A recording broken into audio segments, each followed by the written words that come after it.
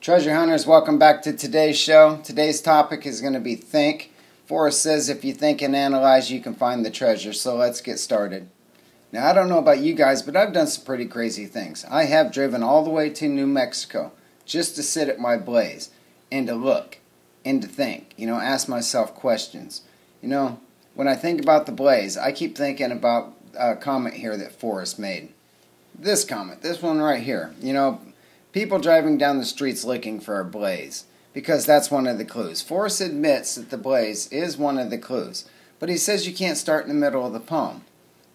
But that makes me start thinking about other things. Is there more than just that simple meaning to it? Is he trying to tell us something when he says that? Take a look here at the poem.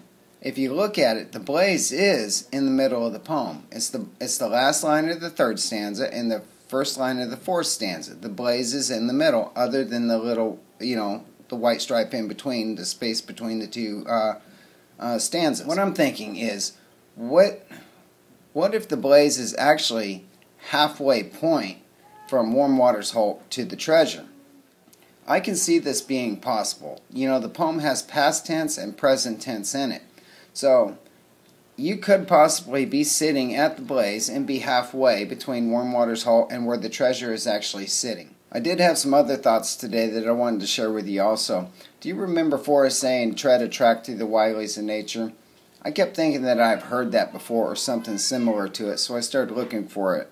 And when I searched it on Terry's Scan, it came up.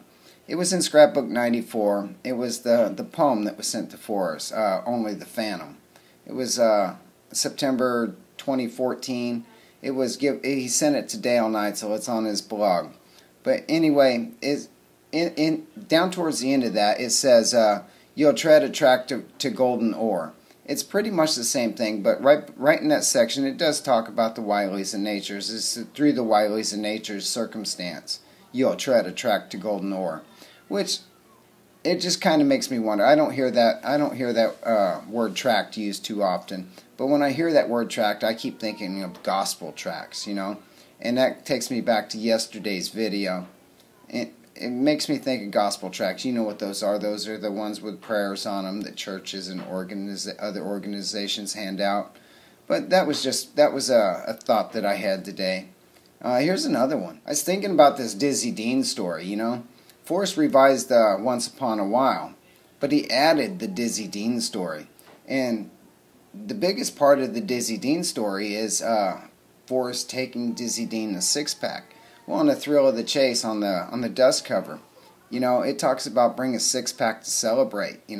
I'm starting to think that this 200-foot searcher that everybody's worried about, it doesn't even matter. I mean, I believe somebody's a lot closer than that.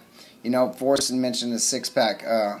Here, I had looked this one up. This was on Terry's Scan. I failed to get the interview that it was in, but Forrest talks about a six-pack in this one too.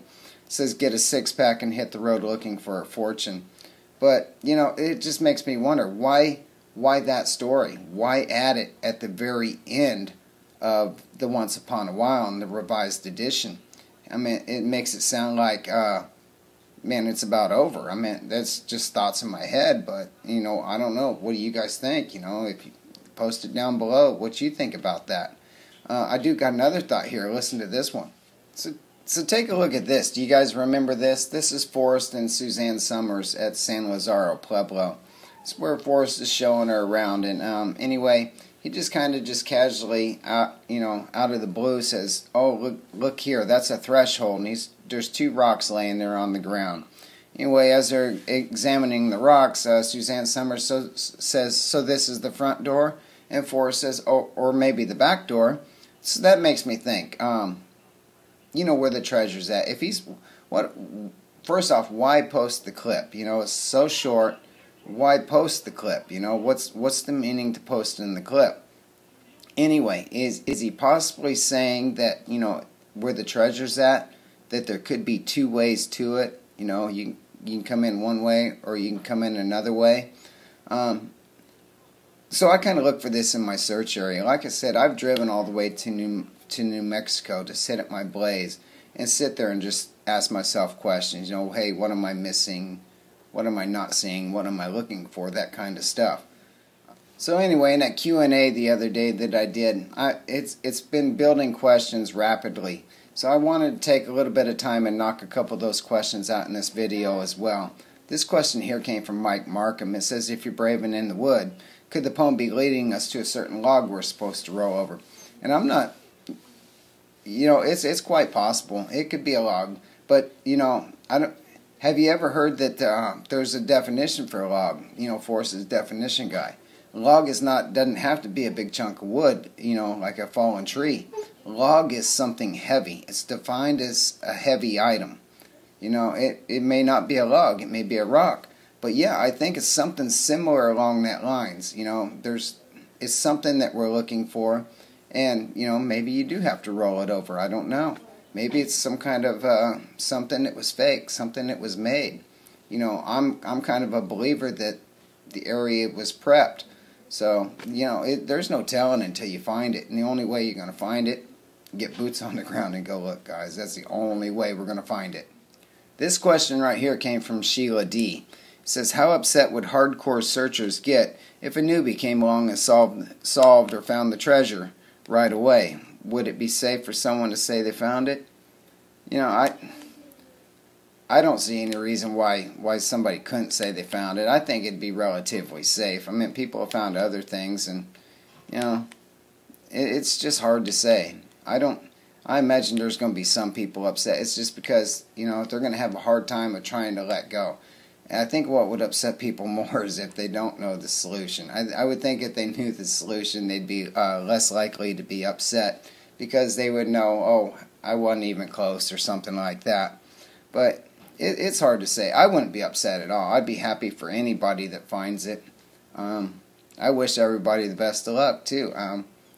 Like I said, you guys get out there and start searching. I'm planning on having boots on the ground the first week of February. I'm going to have boots on the ground. I'm going to be out looking. Let me see if I got another question here. Take a look at this question. This question came from Old Okie Poke on the Q&A I did the other day. Let me read it to you here real quick. Many believe it is a short distance from Clue 1 to the treasure. My Homer Brown is along my Warm Waters Hope, but I think the put-in is about 6 miles below the Homer Brown. Do you agree that below is not limited to a short distance? Doesn't say put-in at Homer Brown. Now see, I'm not sure what as far as what the distance is, but also my Homer Brown comes after the blaze. I believe when you're at the blaze, the Homer Brown is what you're looking for. I don't think that the treasure is actually below the blaze. The poem says, "Look quickly down, your quest to cease." But I don't believe that that's where the treasure is. I think that's where you find the Homer Brown. Well, that's about it for today, guys. That's about all I got for right now. Please don't forget to like and subscribe to my videos. Ring that bell if you want to be notified of any of my upcoming videos. I have been posting quite frequently. I want to thank everybody for watching. You guys are great. Have a good night.